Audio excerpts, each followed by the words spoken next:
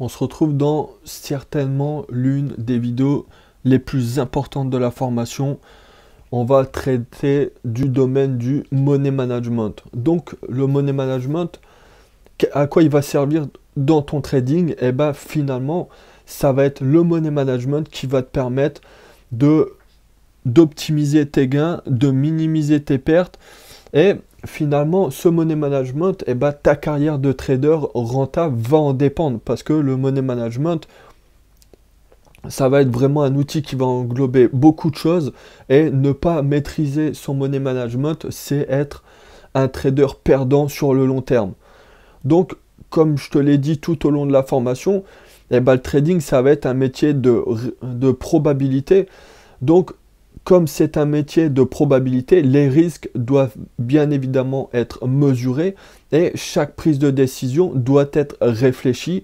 Les confluences doivent aller dans notre sens et finalement, notre plan de trading doit être respecté étape par étape. Et la seule chose que nous, on aura à faire par la suite, ça sera de placer l'ordre au marché qui sera la finalité de tout ça. Donc, le money management, il va te permettre de choisir la bonne taille de position, comment calculer ta perte acceptée sans trop mettre en danger ton capital. Et bien sûr, le money management va t'éviter de tomber dans des situations que de nombreux traders connaissent. Et ben, ça va être de finalement refuser de venir clôturer une perte parce que le trade n'ira pas dans le sens émotionnellement. Les émotions vont prendre le dessus sur le trader et finalement une petite perte va se transformer en grosse perte et grâce au money management et parce que tu es un trader cohérent et que tu as suivi ton plan de trading à la lettre, et bah tu tomberas pas finalement dans cette émotion négative. Donc comme tu maîtrises ton plan de trading, si malheureusement le trade vient à toucher ton stop loss, et ben émotionnellement tu vas pas être impacté par cette perte parce que déjà ça va être une perte qui va être maîtrisée sur ton capital et tu sais que comme tu as respecté les règles et ton plan, et ben tu seras pas touché émotionnellement car ça suivait ton plan et malheureusement tu ne connaîtras aucun trader qui sera capable de prendre 100% de trades gagnants sur les marchés financiers. Donc, un bon money management va te permettre de pouvoir prendre certaines pertes avec toujours un très bon risque-reward. Donc, tes pertes, finalement, sauf si vraiment tu enchaînes 10, 11 pertes d'affilée, où là, émotionnellement, ça pourrait commencer à devenir difficile, mais avec ton money management, tu verras que il te faudra très peu finalement de positions gagnantes pour revenir à l'équilibre. Avant de lancer ce chapitre sur le money management, eh ben, je voulais te parler de la citation de John Murphy qui dit « Je ne pense pas qu'il soit possible de survivre longtemps sans money management ». Et John Murphy, qui c'est? Eh ben, il a écrit le livre L'analyse technique des marchés financiers. Et c'est lui qui a finalement théorisé la loi d'Ohm. Donc autant te dire que c'est pas un petit joueur sur les marchés financiers. Donc si une personne comme ça dit qu'il n'est pas possible de survivre longtemps sans money management, eh ben c'est pour te montrer finalement l'importance du money management à mettre en place dans ton trading. Donc tout d'abord, le money management, il va permettre de supporter des décisions qui vont être émotionnelles parce qu'on va raisonner en termes de valeur relative et non en termes de valeur absolue. Ce que j'entends par relatif et absolu, relatif, ça va être en pourcentage. On va dire, je vais risquer 0,5, 1% de mon capital et on va pas dire, je vais risquer 100 ou 200 euros. Donc, le fait de laisser tout ça relatif, ça évite tout ce qui va être biais cognitif. Donc, c'est des choses qui vont être finalement essentielles pour un bon trader. Donc, maintenant, le risque-reward, tout ce qui va être lié au money management, eh ben, on va voir comment placer correctement un stop loss. Car dans le money management, la chose la plus importante, ça va être le stop loss. Car tu ne rentres sur aucun trade si tu n'as pas un stop loss. Le stop loss, c'est la base. Et pour mettre son stop loss, eh ben, finalement, tu as plusieurs façons et je vais t'en montrer quelques-unes. Donc, tout d'abord, tu vas voir la façon court-termiste. Donc, beaucoup de personnes vont mettre les Bollinger Bands, donc les bandes de Bollinger, et par exemple, ils vont se rendre compte que on est à la baisse sur le kiwi, que le kiwi est en train de faire une jambe de correction et que celle-ci peut potentiellement prendre fin prochainement. Donc, ils peuvent attendre le break de ce niveau de support et finalement venir placer un stop loss au-dessus de la bande de Bollinger, parce que si tu regardes 90% du temps, le prix va être en fait concentré au sein de ces Bollinger Bands. Moi personnellement, c'est pas une technique que j'utilise, mais pour des personnes vraiment court-termistes qui vont peut-être faire du scalping, cette méthode pour placer un stop loss va pouvoir être intéressante. C'est pour ça que je voulais te la partager, même si personnellement je ne l'utilise pas. Ensuite, tu vas avoir la méthode du retracement de Fibonacci. Donc, comme je te l'ai dit dans la vidéo retracement Fibonacci, une fois qu'on va casser les 61,8 de retracement Fibonacci, on a 80% de chance de venir retracer de 100% le mouvement. Donc, tu peux vite comprendre que mettre son stop de protection au-dessus des 61,80, eh ben, peut être une très bonne méthode pour venir sécuriser un trade, car en termes de probabilité, eh ben, le trade a plus de chances de venir recombler les 100% que de s'arrêter. Donc, les retracements Fibonacci, on va retracer toute cette vague de hausse, et là on peut voir que finalement les 38,20 de toute la vague de baisse a été retracé à 38,20 et que là actuellement eh ben, le prix est en train de passer en phase de trading range ou de consolidation. On peut voir qu'un gros niveau de résistance s'est formé ici et que ici un niveau de support intermédiaire vient bloquer les prix avant une reprise à la baisse. Donc nous, comment on va utiliser le retracement Fibonacci? Donc tout d'abord, on voit que le prix repart dans une structure haussière, donc on va attendre le break de cette structure haussière franche, avec une clôture bien évidemment d'une bougie flux en 4 heures, et on va attendre aussi la cassure de ce petit niveau de consolidation pour pouvoir nous donner plus d'informations sur la potentielle continuation baissière du prix. Donc comment nous on viendrait placer notre stop loss?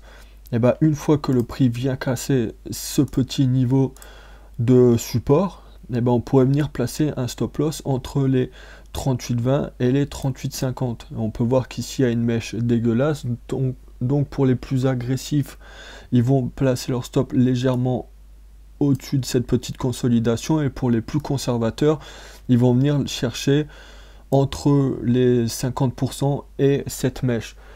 Ensuite, pour l'objectif, on viendrait chercher un premier target en bas de cette phase de respiration de la part du marché, et en termes de second objectif, on pourrait revenir chercher finalement cette impulsion baissière, donc qui nous donnerait un second objectif pile sur le chiffre rond des 59 000, donc un chiffre psychologique. Donc tu vois qu'avec le retracement Fibonacci, il nous permet de pouvoir mettre un stop de protection sur des niveaux qui vont être logiques. Donc Fibonacci peut également servir à définir un stop de protection. Ensuite, on va voir tout ce qui va être les figures chartistes. Donc par exemple là on va se retrouver sur l'euro USD. L'euro USD c'était exactement le même graphique que tu as vu lors de la formation, les figures de retournement. Donc là on peut voir que l'euro USD nous a formé plusieurs double tops. Donc finalement à la validation de cette figure, eh ben, on a un stop tout trouvé. Ça sera venir le mettre au-dessus de cette figure de retournement. Donc là on protège à coup sûr notre investissement. Et on peut faire exactement la même chose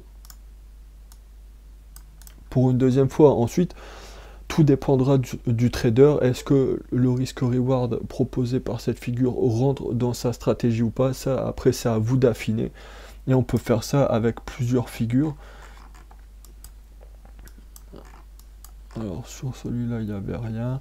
Mais on va venir sur l'USD CHF, où là, il y avait une ETE inversée. Et là, on viendra placer, par exemple, notre stop de protection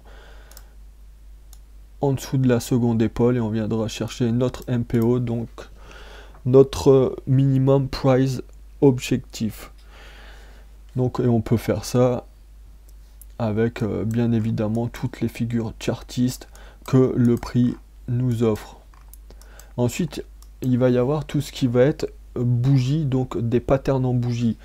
Donc là on peut voir que on a eu une très belle étoile du soir. Donc qu'est-ce qu'on va venir faire? Eh ben, tout simplement, on va venir placer notre stop loss au-dessus de cette étoile du soir pour venir nous mettre en sécurité, parce que l'étoile du soir est une figure de retournement à la baisse. Donc si le prix vient à revenir au-dessus de notre étoile du soir, ça l'invaliderait. Donc forcément, nous on voudra sortir du trade parce que le but c'est de jouer un mouvement baissier, et si le prix revient au-dessus de cette étoile du soir, et ben elle devient caduque, donc on va préférer sortir de ce trade. Donc tu peux voir qu'il y a différentes façons de venir placer un stop loss selon les figures, selon les retracements Fibonacci, après les banques de Bollinger. Je sais qu'il y en a qui vont utiliser plein d'autres façons. On va peut-être pouvoir aussi également utiliser la théorie d'eau. Donc par exemple, à la cassure de ce creux, on pourrait venir chercher une position short, mettre un stop de protection au-dessus du mouvement impulsif haussier, le mouvement de correction. Et après, toujours dans la même stratégie, revenir chercher un MPO, donc le minimum price objectif de cette impulsion, ce qui nous ramènerait ici avec un RR de 1,42. C'est pas top, mais il y a possibilité d'affiner le risque reward. Donc après, je te conseille pas du tout de vendre l'euro JPY. Au vu du contexte actuel, vendre du JPY serait pas forcément une bonne chose. Mais c'est pour te montrer les possibilités que tu peux faire pour placer correctement un stop loss. Et ensuite, bien évidemment, il y en a que je recommande pas du tout, mais qui vont placer un stop loss en dessous d'une moyenne mobile.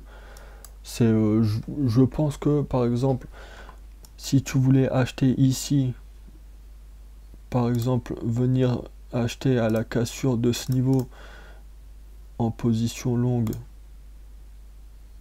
donc acheter ici et venir mettre un stop de protection en dessous des moyennes mobiles, ça peut être un plus pour la protection de ton stop loss, mais ce n'est pas non plus un critère indispensable, hein. La moyenne mobile est là justement pour donner une indication de momentum et de direction. Après, c'est clair que avoir le stop loss en dessous des moyennes mobiles ou au-dessus selon ce qu'on vise, une hausse ou une baisse, peut potentiellement être un plus, hein. Ensuite, on pourrait aussi mettre, par exemple, on aurait cette phase ici haussière, à la cassure, venir placer un stop au-dessus des plus hauts et au-dessus aussi de cette trendline de tendance haussière qui, une fois cassée, a été pullbacké et le prix s'est renversé. Donc venir placer un stop au-dessus de cette trendline haussière peut également être un plus. Donc si on arrive à combiner trendline haussière plus, bah là c'est pas le cas, mais une moyenne mobile plus un retracement Fibonacci, et bah finalement ça fait beaucoup de niveaux qui vont venir en soi protéger son stop loss. Donc on va mettre plus de probabilité que le stop loss soit bien placé. Ensuite, rappelez-vous que selon votre plan de trading, si par exemple vous devez placer un stop loss au-dessus de ce niveau pour qu'il soit vraiment protégé et que votre objectif est par exemple ici là on a un bon risque reward de 3.31, mais imaginons que on viendrait retargeter que cet objectif, et ben si on a un risque reward de 1 pour 2, on va pas venir descendre un stop loss pour chercher un bon risque reward. Non, c'est si le stop loss doit être mis d'une façon cohérente, et si en mettant ce stop loss de façon cohérente le risque reward est nul, on passera tout simplement à côté de cette occasion. Et le but c'est d'être sélectif et de ne pas prendre tout et n'importe quoi sur le marché. Nous ce qu'on veut c'est des bons risques reward, mettre le plus de probabilité dans notre sens et venir mettre un stop loss là où le marché est susceptible de venir le chercher sans invalider notre scénario. Et bah c'est pas top et c'est pas nous en tant que trader cohérent ce qu'on veut. Donc le stop loss est mis sur des niveaux qui vont être stratégiques, sur lequel si le marché vient le chercher, et bah ça invalider notre scénario de fond pour pas avoir de regrets, pour pas venir placer finalement, je vais le mettre par exemple ici, venir mettre un stop loss ici et ici se faire sortir et ensuite que le prix reparte juste parce qu'on a placé un stop loss légèrement ici pour finalement avoir un bon risque reward. Non, mieux vaut perdre du risque reward mais mettre son trade en sécurité plutôt que venir grappiller quelques pourcents au risque de sortir sur mèche. Donc c'est très important de bien placer son stop loss et c'est pour ça qu'un bon trading management est important pour ce faire. Donc ensuite, maintenant qu'on a vu comment calculer, comment placer son stop loss, et ben on va voir maintenant finalement comment calculer sa position. Et ben moi je vais t'expliquer mon money management que j'utilise au quotidien. Je vais me permettre de perdre un minimum de 1% par trade. Je t'explique pourquoi 1%. 1% par trade parce que ça me permet finalement de pouvoir avoir 2 pertes d'affilée et de ne perdre que 2%.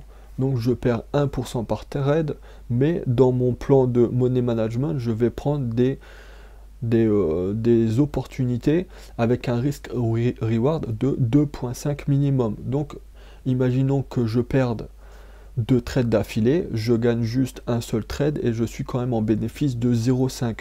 C'est pour cette raison que dans mon money management, je m'autorise qu'à perdre 0,5 voire 1% si l'opportunité est bonne, pour maximiser mes chances de réussite.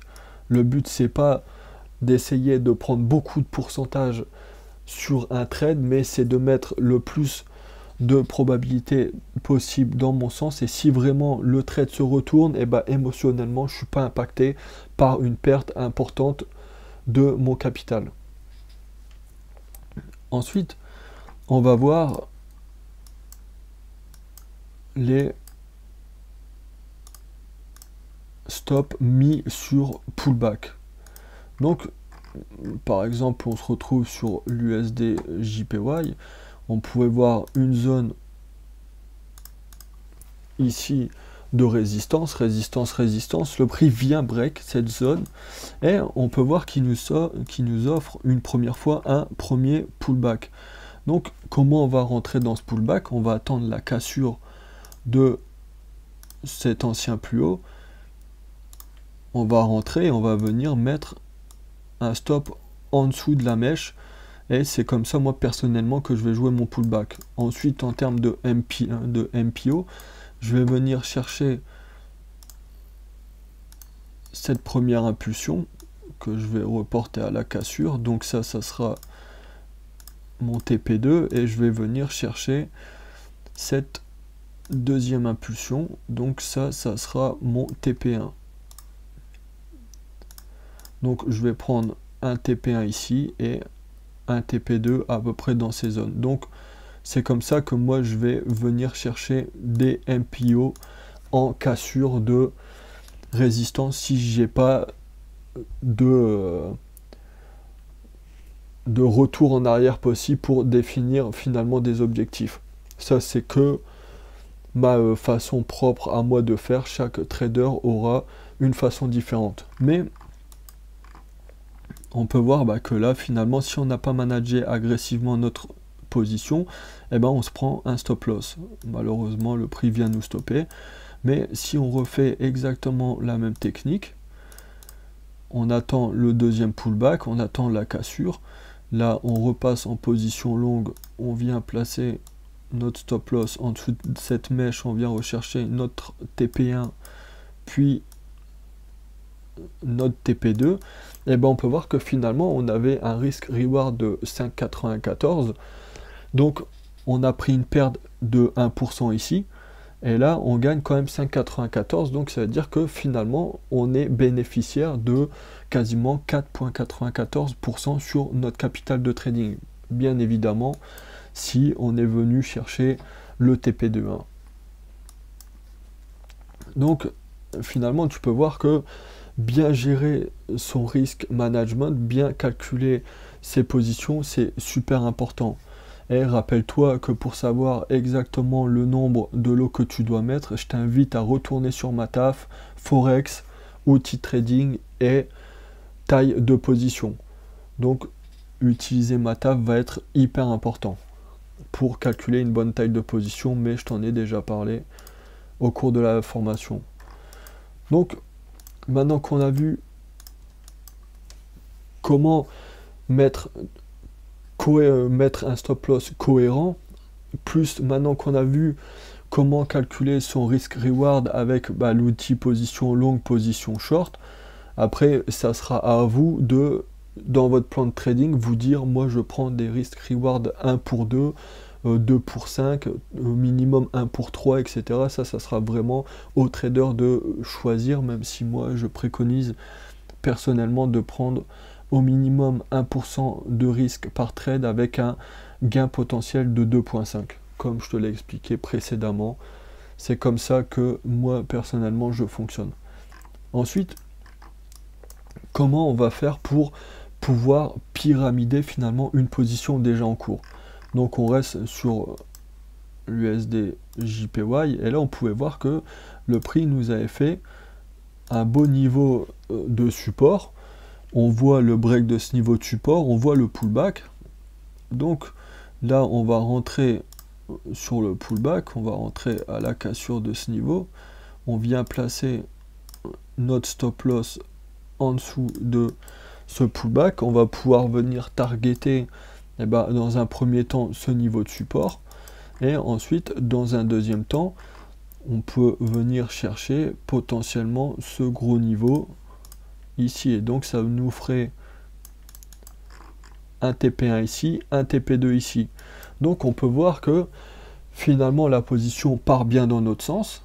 Et comment on va faire pour pyramider cette position qui est gagnante?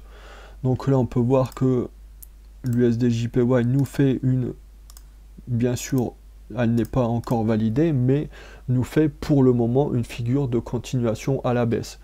Si on vient placer par exemple un retracement Fibonacci,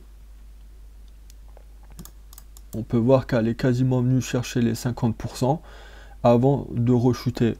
Donc si vraiment le prix venait à break ce petit niveau, on pourrait re-rentrer en position. Donc ça voudrait dire qu'on pourrait reprendre une position short en mettant notre stop loss ici en dessous et en venant retargeter le deuxième objectif, sachant que c'est une figure de continuation à la baisse et qu'elle a un MPO, donc un minimum price objectif, donc on pourrait reporter cette vague d'impulsion baissière et venir la reporter. Moi je suis, comme je te l'ai dit durant la formation, je vais pas aller chercher les objectifs théoriques au pips près. Donc là, il y en a qui vont mettre leur objectif ici, pendant qu'il y en a un peu plus ambitieux qui vont le mettre à la cassure pour venir chercher beaucoup plus bas. Moi je suis quelqu'un qui est très économe, donc je vais le mettre ici et je vais venir chercher un objectif ici. Donc on peut voir que comment ça se fait que tu prendras plus de risque sur cette position. Ici, imaginons tu es rentré avec un risque de 1%, ton stop, logiquement, tu viendras le placer ici. Donc finalement, ce gain de ta première position va venir financer ta deuxième position. Donc finalement, ça veut dire que tu vas re-rentrer sur la deuxième position, bien évidemment, avec un risque moindre que ta première position. Par exemple, si tu es rentré à 1% ici, tu rentres à 0,5 ici. Et le fait, finalement, de financer ta deuxième position par ta première, et ben, sur ta première, tu vas gagner 6,33% de ton capital. Et ici, tu vas gagner 1,50 parce que tu rentres avec la moitié d'une position. Donc finalement, ça te fait quasiment 8% de ratio sur la même position. Donc, tu as pyramidé au mieux ta position. Donc, finalement, tu ressors avec un plus gros gain sans finalement prendre plus de risques sur ce trade. Après, là, à l'heure actuelle, même si l'USD-JPY fait cette pattern de continuation à la baisse, les fondamentaux ne donnent pas envie de vendre l'USD-JPY, mais ça c'est quelque chose qui est à part.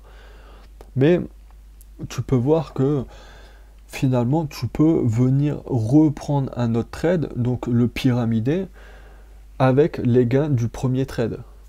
Après, je t'invite à utiliser cette méthode que vraiment quand tu commences à être rentable, parce que venir pyramider une position alors que tu n'es pas solide encore dans ton trading n'est pas spécialement recommandé.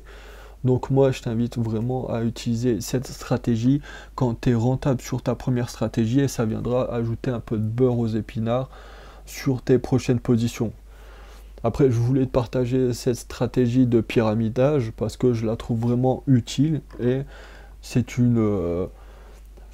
un outil que j'utilise, mais que j'utilise quand vraiment j'ai identifié des patterns vraiment nets et précises. Si je n'identifie pas de pattern net au sein de la tendance, eh ben, je ne vais pas venir pyramider de position. Mais si par exemple, je vais voir dans une tendance haussière comme ici, par exemple ici on pouvait voir le break de cette résistance, on pouvait voir ici ce beau pullback, on rentre sur le pullback, ensuite on viendrait peut-être target un premier objectif, ici l'objectif cohérent, donc arriver sur notre premier objectif, là par contre ça va être pour surfer un maximum de temps sur la tendance de fond, hein. Là c'est pas pour des personnes qui font du scalping ou de l'intraday, ça va plutôt être tourné vers des personnes en swing trading. Donc on peut voir que la première position est partie et que là le prix nous forme une très belle pattern de continuation de tendance en drapeau. Donc on pouvait prendre par exemple cette impulsion, venir la reporter ici et venir en fait tout simplement avec les bénéfices de cette première structure venir financer notre deuxième à la cassure de ce niveau, venir mettre un stop de protection en dessous et venir targeter un premier objectif. Et comme notre première position tourne encore, et finalement ça nous agrandit nos gains, et ensuite ces deux positions là on peut les laisser tourner. Après il y a potentiellement possibilité de pyramider une troisième fois la position, mais j'en suis jamais arrivé à ce niveau-là. Le maximum que moi j'ai fait personnellement, c'était 2 fois. Donc une fois que la deuxième position elle part, eh ben, on vient passer cette position gagnante en positif et on vient placer le stop loss ici pour financer la deuxième position. Donc j'espère que tu as compris comment placer au maximum un stop loss pour qu'il soit pertinent, et que si celui-ci vient d'être touché, c'est que vraiment ton scénario s'est invalidé. Et le fait de venir avoir un bon money management, donc ne pas trop risquer sur une position, te permet finalement d'être plus rentable sur le long terme, et c'est nous ce qu'on désire être en tant que trader cohérent.